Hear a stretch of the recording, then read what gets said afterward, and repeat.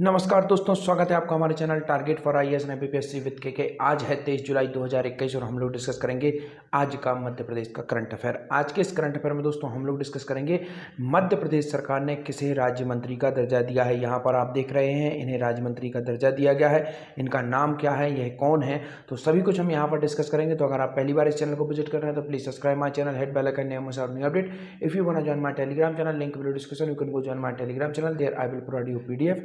दोस्तों Telegram channel पर जो पीडीएफ आती है वह इवनिंग में आती है, तो मैं हमेशा आप लोगों से कहता हूं आप लोगों को परेशान होने की आवश्यकता नहीं है। इवनिंग में पीडीएफ ऑटोमेटिक अपलोड हो जाती है। तो चलिए शुरू करते हैं हमारा आज का करंट अफेयर बिना कुछ समय गवाए हुए। तो हमारा पहला क्वेश्चन है, किसे मध्य प्रदेश सरकार में राज्य मंत्री का दर्जा दिया गया है। आपका ऑप्शन नंबर 1 है श्री भरत दास बैरागी को, आपका ऑप्शन नंबर 1 है जवाहर सिंह को, आपका ऑप्शन नंबर 3 है जमुना देवी को, ऑप्शन नंबर 4 है ज्ञान सिंह को। इसका राइट आंसर है आपका ऑप्शन नंबर 1 श्री भरत दास बैरागी को मध्य प्रदेश सरकार में राज्य मंत्री का दर्जा दिया गया है। किसे दिया गया है दोस्तों? श्री भरत दास बैरागी जी को राज्य मंत्री का दर्जा दिया गया है।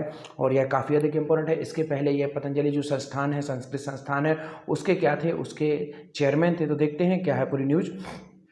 श्री भरतदास बैरागी को राज्य मंत्री का दर्जा दिया गया है।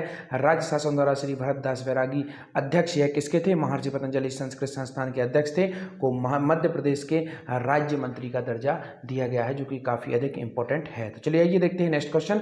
संभावित तीसरी लहर से निपटने के लिए मध्य प्रदेश में कितने ऑक्सीजन बेड तैयार किए गए हैं? तो आपका ऑप्शन नंबर 1 है 11,000, आपका ऑप्शन नंबर 2 है 34,000, ऑप्शन नंबर 3 है 40,000 और ऑप्शन नंबर 4 है आपका 20,000। तो इसका राइट आंसर क्या है? ऑप्शन नंबर 1 11,000 ऑक्सीजन के बेड तैयार किए गए हैं संभावित तीसरी लहर के लिए। दोस्तों यहां पर आपको एक इंपॉर्टेंट फैक्ट बताना चाहूंगा, मात्र 2 दिन में कहां पर बनकर तैयार हुआ था ऑक्सीजन सेंटर? रीवा में, मैंने आप लोगों को बताया था पिछली बार। इसके बाद सेकंड इंपॉर्टेंट फैक्ट हमारा यहां पर है कि मध्य प्रदेश में बड़ी मात्रा में जो बालक ड्रग सेंटर और साथ ही साथ ऑक्सीजन संयंत्र लगाए जाएंगे, वह कहां पर लगाए जाएंगे? आपके होशंगाबाद में। याद रखना है आपको, बड़ी मात्रा में होशंगाबाद में लगाए जाएंगे। काफ़ी दिनों बाद चर्चा हुई है ऑक्सीजन की और इनसे संबंधित चीज़ों की। तो चलिए फटाफट आपको रिवाइज करा देता हूँ सभी के सभी एक बार में।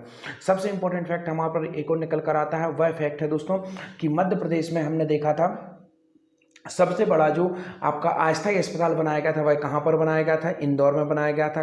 इंदौर में बनाया गया था दोस्तों, लगभग 6,000 बेड की वहाँ पर व्यवस्था थी। इसके बाद आप देखेंगे डायरेक्ट ऑक्सीजन बेड पर मिलेगी, वो भी डायरेक्ट जो बिना रिफाइनरी उसके माध्यम से डायरेक्ट ऑक्सीजन बेड पर प्रोवाइड करने की व्यवस्था रखी गई थी। और यहाँ पर दोस्तों लगभग आपके 600 बेड का अस्पताल शुरुआत की गई थी। कहाँ पर? बीना में शुरुआत की गई थी, अस्थायी अस्पताल था।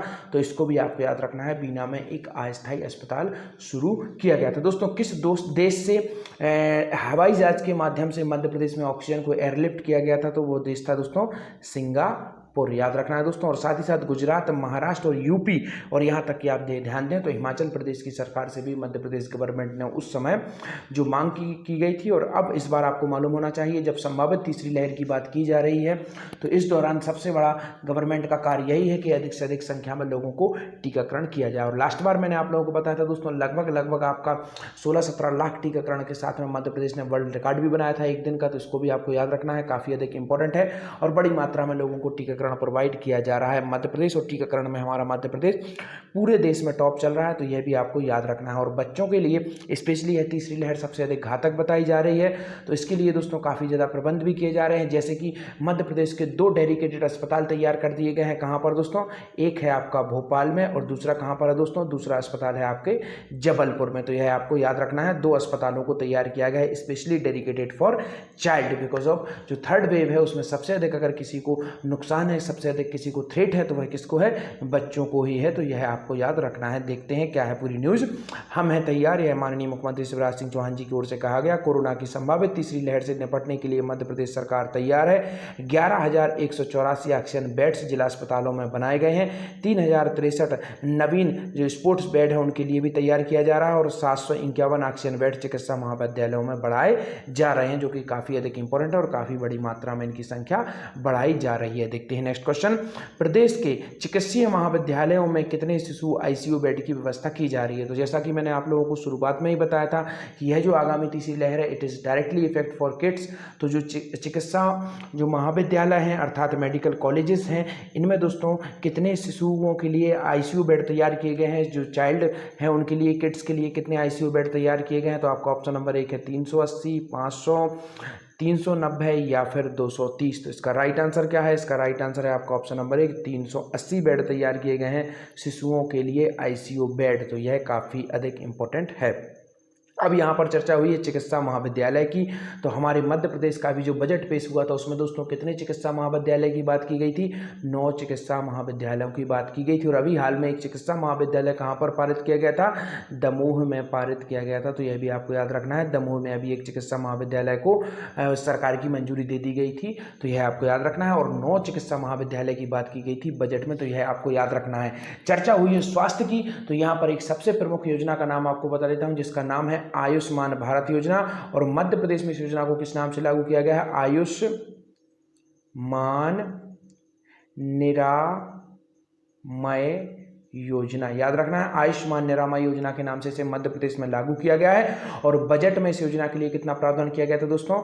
400 करोड़ रुपए का प्रावधान इस बार के बजट में, मध्य प्रदेश के बजट में इस योजना के लिए किया गया है। किस योजना के लिए? आयुष्मान निरामय योजना के लिए बजट में प्रावधान किया गया है। सीधा सीधा 400 करोड़ रुपए का प्रावधान किया गया है। और यहाँ पर यह भी बता देता हूँ, यह जो आयुष्मान भारत योजना है दोस्तों, यह कब शुरू की गई थी? तो यह शुरू की गई थी 23 सितंबर